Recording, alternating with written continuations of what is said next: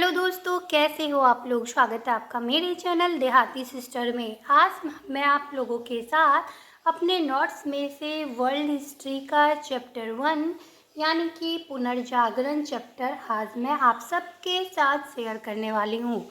पिछले वीडियो में लगातार इतना प्यार और सपोर्ट और कमेंट के कारण ही मैं अपना नोट्स शेयर कर रही हूँ, अन्यथा मुझे कोई इंटरेस्ट था नहीं इसमें, जबकि मुझे बहुत परेशानी हो रही इसे शूट करने में, एडिट करने में।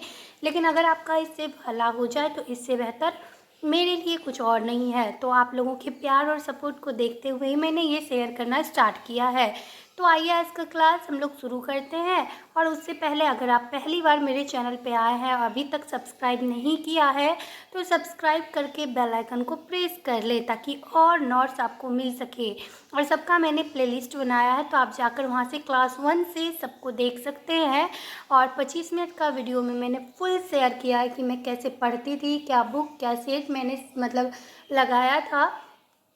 तो आप एक बार उसे भी जाकर देख लें। तो चलिए आज का क्लास हम लोग फटाफट से स्टार्ट करते हैं। पुनर्जागरण। अब सबसे पहले तो हमें जानना होगा कि पुनर्जागरण क्या है, क्या है पुनर्जागरण। पुनर्जागरण एक तो आप देहाती भाषा में ये भी समझ सकते हैं कि पुनर्जागरण फिर से जागना। तो क्या सभी लोग सो गए थे?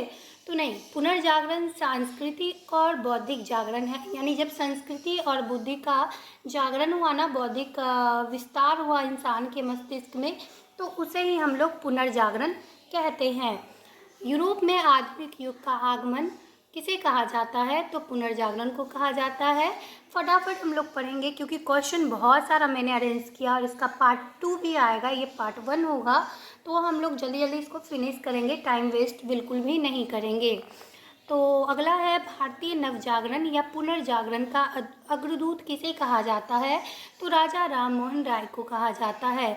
अब राजा राम मोहन राय को राजा की उपाधि किसने दी थी और कब दी थी? ये अलग क्वेश्चन है, लेकिन मैंने यहीं पे इसलिए लिखा ताकि आप इसे कनेक्ट कर याद कर सकें। तो उन्हें उपाधि 19वीं शताब्दी में 1830 ईस्वी में अकबर द्वितीय ने दी थी। और ब्रह्म समाज की स्थापना भी राजा राम मोहन राय ने 1828 ईस्वी में की थी। ये दोनों क्वेश्चन अहम रोल रखता है बीपीएससी के लिए, तो आप इसे भी याद कर लें। यूरोप की सबसे प्राचीन सभ्यता है ग्रीक की सभ्यता। इसे रोमन यूनानी सभ्यता भी कहते हैं। रोमन साम्राज्य को संगठित किसने किया था? तो अगस्टस और जूलियस ने किया था। रोमन साम्राज्य की स्थापना 27 ईस्वी पूर्व में हुई थी। पश्चिम रोमन साम्राज्य की राजधानी रोम यानी इटली है।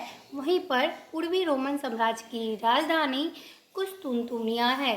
मैं जल्दी जल्दी इसलिए बोल रही हूँ ना, आप इसको रोक रोक के आराम से अपना नोटबुक तैयार करें, क्योंकि इसमें एनसीईआरटी, एससीईआरटी और फिर लुसेंट और फिर जितना भी मुझे अलग अलग ट्यूशन से मैंने पढ़ा था, कोचिंग से पढ़ा था, सारा क्वेश्चन इंक्लूड है। इसका पार्ट 2 भी आएगा, तो आप इसको नोट्स बना लेंगे तो इससे बाहर आपका इस चैप्टर से कोई क्वेश्चन नहीं जाएगा। पूर्वी रोमन साम्राज्य के राजा कॉन्स्टेंटाइन है। वहीं पर पवित्र रोमन साम्राज्य की स्थापना 800 ईस्वी में हुई थी। अगला है पवित्र रोमन साम्राज्य के राजा कौन है? तो शारलेमा है। सामंतवाद का उदय कब हुआ था? तो पवित्र रोमन साम्राज्य में हुआ था। पूर्वी रोमन साम्राज्य में अधिकार किसका था? तो तुर्कों का अधिकार था। सारा क्वेश्चन इंपॉर्टेंट है, तो एक को भी स्किप ना करें आप लोग। कुस्तुनतुनिया पर अधिकार किसका था? तो तुर्कों का ही था। आधुनिक युग का प्रारंभ कब हुआ था? 1500 ईस्वी में हुआ था। पवित्र रोमन साम्राज्य, इस्लाम का उदय या सामंतवाद का उदय या धर्मयुद्ध जो हुआ था वो सारा कुछ मध्य युग में हुआ था। कुस्तुनतुनिया का पतन कब हुआ था? तो 1453 में वेंजेंटाइन साम्राज्य में कुस्तुनतुनिया का पतन हुआ था।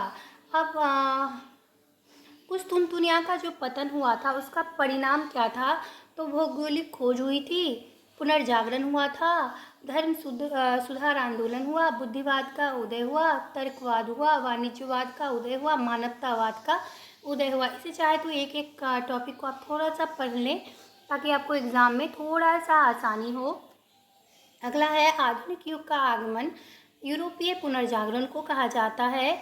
यूरोप पुनर्जागरण का संबंध 14वीं से 16वीं शताब्दी को कहा जाता है। ये अब के टीआरई में पूछा हुआ क्वेश्चन है, तो इसे मैंने टिक आउट कर लिया। तो ऐसे ही आप जब पूरा पढ़ते हैं ना, तो अभी ये क्वेश्चन पूछा हो सकता है, ऊपर जो पढ़ाया है मैंने वो क्वेश्चन पहले पूछ ले, तो इसके लिए भी आप तैयार हैं और लगातार आप पढ़ते रहें। तो अगला क्वेश्चन है कि पुनर्जागरण स्थापत्य कला शैली का जन्मदाता फिलिप्पो बुनलेस्की है और स्थापत्य कला का उदाहरण पुनर्जागरण में फ्लोरेंस का गिरजाघर, फ्लोरेंस का जो गिरजाघर है ना, उसे ही स्थापत्य कला का उदाहरण पुनर्जागरण में माना जाता है। पुनर्जागरण में आविष्कार मतलब किस यंत्र का आविष्कार हुआ था, उसमें प्रमुख यंत्र है वायलिन और पियानो। इंग्लैंड में संगीतज्ञ जॉन बुक और विलियम्स हैं। इंग्लैंड के संगीतज्ञ जो हैं कौन हैं, तो जॉन बुक और विलियम्स हैं। डिवाइन कॉमेडी किसने लिखी है, तो डिवाइन कॉमेडी दांते ने लिखी है। इटालियन साहित्य को अमरता प्रदान की बोकाशियो ने। यह बहुत इंपॉर्टेंट क्वेश्चन है, इसे भी आप टिक आउट कर लें। यूनानी विद्वान कौन है, तो टॉलमी है जो खगोल विद्या के विद्वान हैं। अगला क्वेश्चन है समस्त विश्व का केंद्र पृथ्वी है और सूर्य एवं अन्य ग्रह उसके चारों ओर चक्कर लगाते हैं। ये कथन किसका है, ये बहुत इंपॉर्टेंट कथन है, ये टॉलमी का कथन है। दो कथन मैंने जो इम्पोर्टेंट वाला है उसे लिखा है, आप लोग इसे दोनों को याद कर लें। पृथ्वी एक ग्रह है और सूर्य के चारों ओर परिक्रमा करती है तथा अपनी दूरी पर घूमती है। तो यह किसका कथन है, कोपरनिकस का है, जो कि पोलैंड के निवासी हैं। अगला क्वेश्चन है छापे खाने का आविष्कार किसने किया था, ये भी बहुत इंपॉर्टेंट है, तो गुटेनबर्ग ने किया था। गुरुत्वाकर्षण शक्ति का सिद्धांत किसने दिया था, तो न्यूटन ने दिया था, ये भी बहुत इंपॉर्टेंट है। सूक्ष्मदर्शी का आविष्कार वाला आप सब याद कर ले, किसने किया था, तो रोजर बेकन ने किया था, इसे भी याद करें। दूरबीन का गैलीलियो ने किया था। वहीं पर शरीर रचना का विज्ञान बोलोसियस ने किया था। रक्त प्रवाह का सिद्धांत दिया था हार्वे ने। ये सारा इम्पोर्टेंट है, इसके बाद सारा इम्पोर्टेंट ही आप सबको याद करें, एक को भी स्किप मत करिएगा। उसके बाद क्वेश्चन है समुद्री यात्राओं को सुगम बनाया था किसने, तो कुतुबनुमा नामक जहाज था, उसने समुद्री यात्राओं को सुगम बनाया था। धर्म युद्ध के कारण वैज्ञानिक दृष्टिकोण का संचार हुआ था, मतलब क्या हुआ था, धर्म युद्ध जब हुआ था तो उसके कारण क्या हुआ था, तो वैज्ञानिक दृष्टिकोण का संचार हुआ था। कुछ तुनतुनिया पर अधिकार किसका था, तो तुर्कों का था, मैंने पहले भी बताया था। और 1453 में भारतीय पुनर्जागरण का अग्रदूत किसे कहा जाता है, राजा राम मोहन राय को कहा जाता है। उसके बाद पुनर्जागरण का प्रारंभ कहाँ हुआ था, तो इटली में हुआ था, फ्लोरेंस नगर में। और इटली का जनक भी हम लोग दाते को ही बोलते हैं, और उसका महान कवि भी दाते ही था, जो 1260 से 1321 ईस्वी तक वहाँ पर रहा था। उसके बाद पुनर्जागरण का अग्रदूत किसे कहा जाता है, जैसा मैंने पहले भी बोला, तो दाते को कहा जाता है। उसका जन्म कहाँ हुआ था, तो फ्लोरेंस नगर में हुआ था। डिवाइन कॉमेडी की रचना किसने की थी, दाते ने की थी। अब डिवाइन कॉमेडी किस भाषा में लिखी गई, बार बार क्वेश्चन में पूछा जाता है, तो ये टस्कन भाषा में लिखी गई थी, जिसमें कि स्वर्ग और नरक की काल्पनिक यात्राओं का वर्णन किया गया है। अगला है कि दाते के बाद पुनर्जागरण की भावना का प्रश्रय देने वाला कौन व्यक्ति था, तो पेट्रॉक था, बहुत इंपॉर्टेंट है। अगला क्वेश्चन है मानवतावाद का संस्थापक कौन है, तो पेट्रॉक को ही कहा जाता। पेट्रॉक कहाँ का निवासी था, तो वो इटली का निवासी था। इटालियन गद्य का जनक बोकाशियो को कहा जाता है। बोकाशियो की प्रसिद्ध पुस्तक क्या थी, तो डेकामेरॉन थी। आधुनिक विश्व का प्रथम राजनीतिक चिंतन कौन था, चिंतक तो मैकियावेली था। मैकियावेली की प्रसिद्ध पुस्तक कौन सी थी, तो मैकियावेली की प्रसिद्ध पुस्तक द प्रिंस थी, जिसमें कि राज्य के नवीन चित्र का प्रस्तुत किया गया था इसमें। और ये दाते का जो मैंने बताया था ना, दाते की पुस्तक उसमें स्वर्ग नरक की यात्राओं का वर्णन था। डिवाइन कॉमेडी मैंने बताया था ऊपर, तो उसमें जब दांते डिवाइन कॉमेडी आपने लिखा होगा तो दांते की पुस्तक है, तो उसमें स्वर्ग और नरक की काल्पनिक यात्राओं का वर्णन किया गया है। तो अगला है, आधुनिक राजनीतिक दर्शन का जनक किसे कहा जाता है? तो मैकियावेली को कहा जाता है।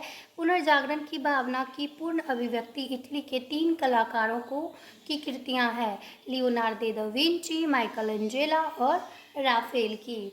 बहुमुखी प्रतिभा संपन्न व्यक्ति कौन है? तो लियोनार्दो दा विंची। अब इन्हें बहुमुखी संपन्न व्यक्ति क्यों कहा गया है? क्योंकि आप देख पाएंगे कि इनके अंदर ना बहुत सारी प्रतिभा आती, जैसे ये चित्रकार भी थे, वैज्ञानिक थे, दार्शनिक थे, कवि थे और साथ ही साथ मूर्तिकार भी थे। अब इतना कॉम्बो इनका कैरेक्टर है, तो इनको बहुमुखी प्रतिभा संपन्न व्यक्ति इसीलिए कहा गया है। हम लोग ही अगर 4-5 काम को अच्छे से कर पाते हैं तो हमें भी बहुमुखी प्रतिभा संपन्न व्यक्ति कहा जाता है। तो आई होप आपको ये बहुत सुंदर लगा होगा नोट्स जो मैंने तैयार किया है, अलग अलग किताबों से, अलग अलग जगहों से, कोचिंग संस्थानों से, मेरे कोर्स से और एनसीईआरटी से, एससीईआरटी से। तो इसका पार्ट 2 भी मैं दूंगी। एक वीडियो मैंने इसलिए नहीं दिया कि ये ना बोरिंग हो जाता है फिर, तो इतना आप पहले दिन में याद कर लें और दूसरे दिन के लिए मैं एक और वीडियो लाऊंगी। उसमें जितना पार्ट इसका बचा हुआ है वो भी छोटा ही वीडियो होगा, तो उसमें हम लोग कवर कर लेंगे। फिर हम लोग अगला अमेरिका स्वतंत्रता संग्राम पढ़ेंगे। तो अगर आपको मेरा ये छोटा सा प्रयास बहुत अच्छा लगा होगा तो प्लीज़ लाइक, शेयर और सब्सक्राइब करिए, बेल आइकन को प्रेस करिए, थोड़ा शेयर करिए, क्योंकि मेरा अभी चैनल बहुत छोटा, अगर आप लोग मोटिवेट करेंगे तभी मैं अगला वीडियोज़ आपके लिए ला पाऊँगी। Thank you so much channel पे बने रहने के लिए, प्यार और सपोर्ट दीजिए। बस यही कामना के साथ आज मैं वीडियो बंद कर रही हूँ। फिर अगले क्लास में पार्ट 2 में जल्द ही मिलेंगे हम लोग।